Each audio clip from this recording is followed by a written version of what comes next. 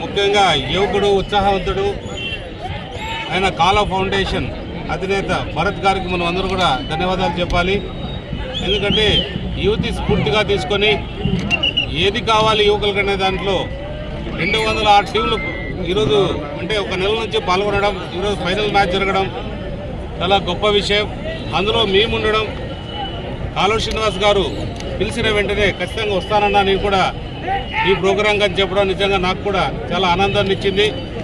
ఎందుకంటే మన ప్రాంతాలు ఏవైతే ఉన్నాయో కళ్యాణదుర్గం కానీ రాయదుర్గం కానీ చాలా వెనుకబడిన ప్రాంతాలను మనం ప్రోత్సహించాల్సిన అవసరం మనకు ఎంతైనా ఉంది.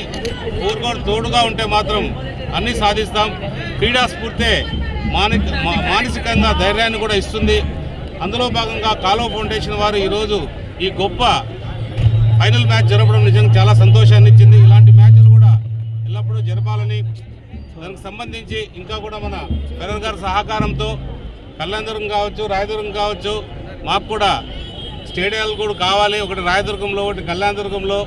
ఎందుకంటే రాబోయే కాలం కూడా ఫుట్బాల్ కూడా మంచి భవిష్యత్తు ఉందని మన్సు ఫెడరల్ గారు కూడా తెలియజేశారు. అది కరెక్ట్. ఎందుకంటే ఆయన చాలా అనుభవజ్ఞుడు, చాలామంది సేవా కార్యక్రమాల్లో ఉన్నాడు. కాబట్టి ఆయన సహకారం ఖచ్చితంగా తీసుకుంటాం. అన్నీ కూడా రాబోయే కాలంలో ఈవెన్ మన ఆర్డిటీ కూడా మంచి రోజులు రాబోతున్నాయి, ఖచ్చితంగా వస్తాయని అందరూ భావిస్తాం.